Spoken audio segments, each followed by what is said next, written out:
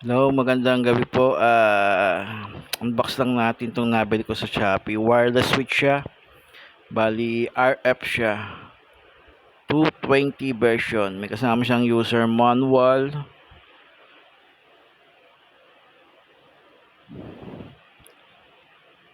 Yan po yung version na bilhin natin, 220. Kasi meron din po itong 12 volts version. Kung gagamitin mo sa mga automotive or motorcycle, pwede siya yung 12 volts version niya. Pero ngayon po ang binili ko ay 220 volts. So ito po yung receiver niya. Maganda yung pagkaka-build niya, premium na yung dating. Tapos eto rin yung remote niya, maganda rin siya. So mukhang durable siya kahit mabaksak. So testing naman, gamit muna tayo ng mga temporary wiring para matest natin kung working siya.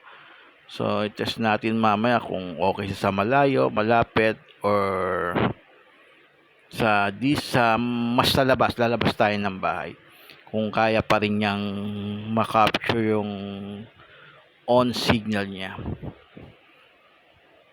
Bali, ayon sa specs ay meron siyang hanggang 30 amperes kaya niya. Pero tingin ko 10 amperes lang to. So hindi siya ganun kalaki. So ilagay muna natin sa left side. Yan po yung 220 volts AC natin. Gamit lang tayo ng plug pang testing.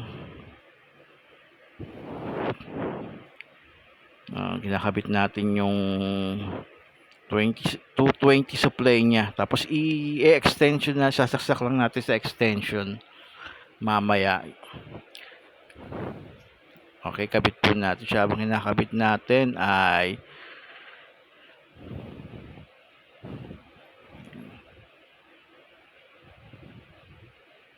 so make sure lang natin na okay yung pagkakakabit kasi 220 to, medyo may kiliti ito pag nadikit sa balat natin. Then yan, yung load side niya, yung nasa kanan po, ikabit natin yung extension. Yeah. So sasaksakan natin siya ng ilaw mamaya para kita natin kung nag-o-on or hindi.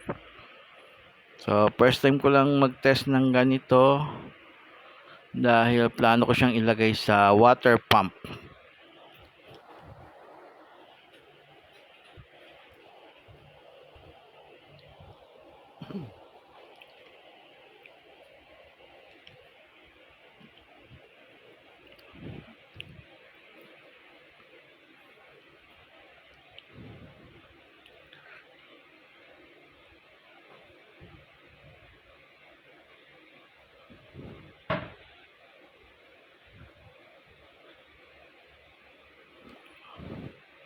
Yan na, ikabit na po natin.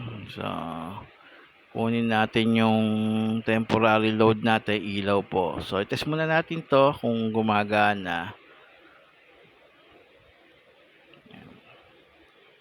Then i-set up na natin yung test na yung ano natin, yung transmitter tsaka yung wireless switch natin para matry na natin.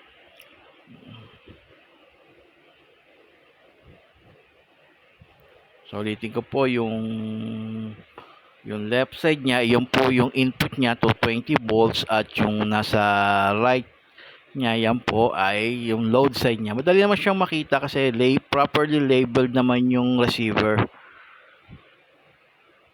Una po nating isaksak tong ilaw.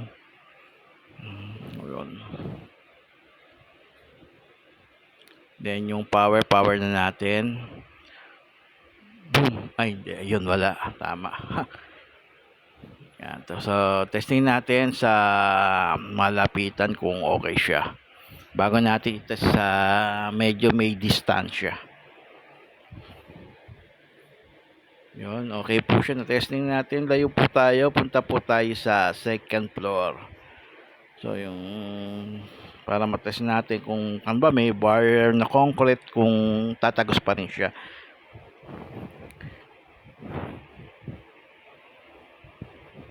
Kaya tayo sa second floor. Yan, okay pa rin siya. Meron na tayong barrier na slab, na concrete slab. Gumana pa rin siya. Labas po tayo ng second floor. Gumana pa rin siya. Ngayon, try natin maglakad ng medyo malayo. Siguro mga around 100 meters. Although sa specs niya hanggang 300 siya, hanggang yung space na kaya ko ilayo ay tingin ko mga 100 meters lang ito. Yan, okay pa rin siya na 100 meters.